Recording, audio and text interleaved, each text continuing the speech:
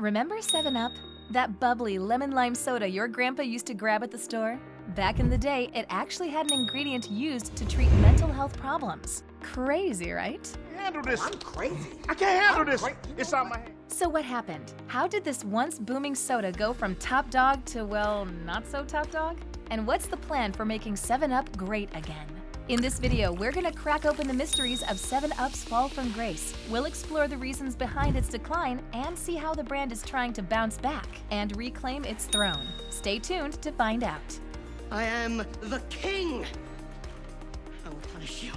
The story of 7-Up begins with Charles Leiper Grigg. Back in 1920, he started a company called the Howdy Corporation in St. Louis. Before the creation of 7-Up, Grigg tinkered with orange-flavored sodas like Whistle and Howdy, but Orange Crush was the king of orange. So Grigg got creative and whipped up a new lemon-lime masterpiece. He unleashed it on the world in 1929, but it didn't have the catchy name we know today. The original name of 7-Up was quite a mouthful: Bib-Label Lithiated Lemon-Lime Soda. The term Bib-Label referred to the paper labels Grigg intended to use. The lithiated part of the name came from one of the soda's ingredients, lithium citrate, a compound used to treat patients with mental health problems like bipolar disorder, depression, or mania.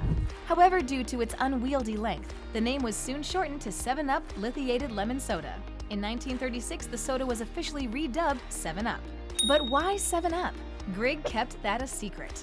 We have some guesses though. Maybe it had 7 ingredients. Or perhaps it was because the first bottles were 7 ounces instead of the usual 6, while others think the up is like bottoms up or cheers. To the Black Pearl.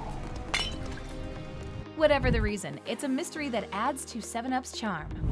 7-Up experienced a significant surge in popularity in its early days, largely due to its unique flavor, innovative marketing strategies, and strategic partnerships. By the mid to late 1940s, 7-Up had become the best-selling soft drink in the world. The unique flavor of 7-Up set it apart from other soft drinks on the market. It was non-caffeinated and was often used as a mixer or a tonic to calm an upset stomach. This unique flavor profile helped the brand carve out a niche for itself in a market dominated by cola drinks. But 7-Up wasn't just a tasty treat, it was a marketing mastermind. In the late 1960s, it launched the Uncola campaign, positioning the brand as a unique alternative to traditional colas. This campaign resonated with the younger generation at the time, who were challenging the standard and looking for alternatives. It was a genius move that boosted 7-Up's popularity and gave it a unique identity. Plus, it was everywhere you looked, from TV to radio to magazines. 7-Up also had some powerful friends. It teamed up with PepsiCo, which gave it a huge boost in reaching people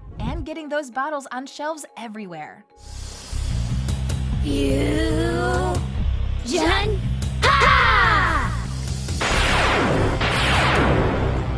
However, despite strong early growth, the brand began facing challenges that led to a decline. 7-Up, once a titan in the soda industry, has seen a shift in its market position over the years. From its peak in the 1940s, where it held the title of the 3rd best-selling soda in the United States for about 30 years, the brand has experienced a gradual decline. By the end of the 1990s, it had fallen to the 9th best-selling soda. So what happened? Why did the fizz fizzle out? To crack the code of 7-Up's ups and downs, we gotta dive deeper into the reasons behind its changing fortunes. The decline in 7-Up's popularity can be described by 7 key factors, each playing its part in the brand's current standing. One of the key factors was the constantly changing ad campaigns. Back in the 60s, they tried to be the coolest kid at the party with the Uncola campaign. They basically said, hey, we're not cola, we're different, we're awesome. It worked for a while, but eventually everyone got tired of the same old song and dance. And that's the problem. 7-Up kept trying to be the new thing, but the competition was fierce. Emergence of diet versions.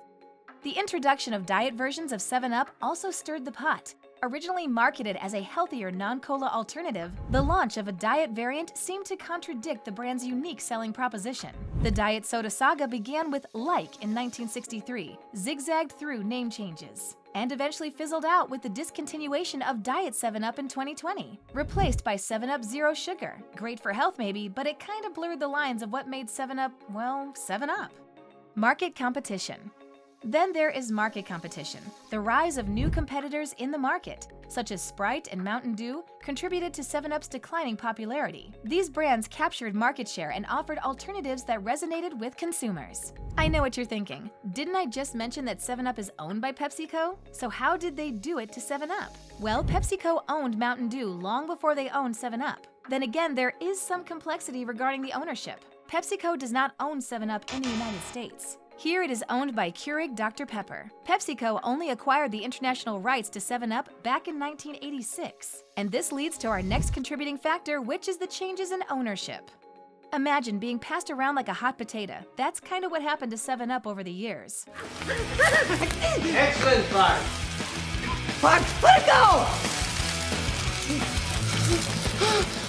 It started out family-owned, then suddenly, bam! Philip Morris, the tobacco giant, grabbed it in 1978. But they didn't love it long, selling the international bits to PepsiCo and the US side to a group led by the investment firm Hicks & Haas. In the US, 7-Up merged with Dr. Pepper in 1988, forming a combined company. Then the fancy candy company called Cadbury Schweppes bought them both in 1995.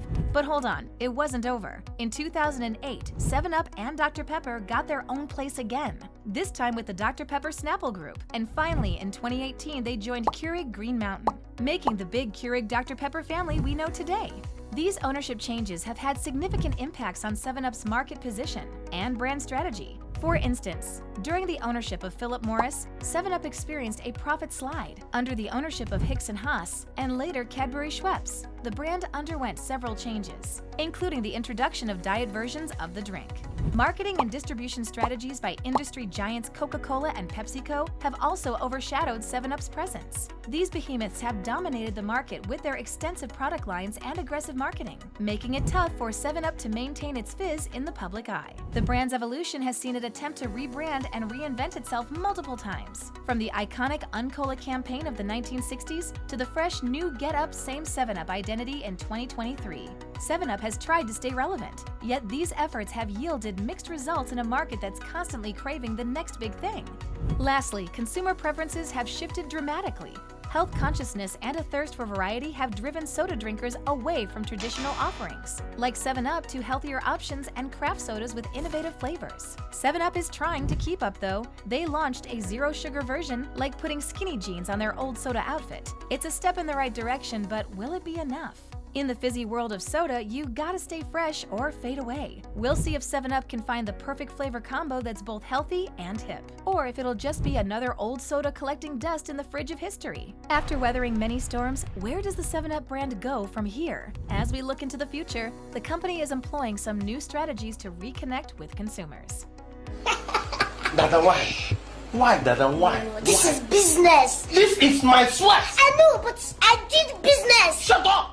It's been a bumpy road, dodging changing tastes, fierce competition, and marketing makeovers. But guess what? 7-Up's still standing. Like that old friend who keeps reinventing themselves, sometimes with questionable results, but hey, points for effort. But one thing's for sure, 7-Up's not giving up anytime soon. Keep an eye out, this classic soda's got some surprises left in its can. And hey, if you've got a minute, why not give us a thumbs up if you're excited about 7-Up's new moves? Subscribe for more bubbly news and share your thoughts in the comments. Cheers to staying refreshed and connected.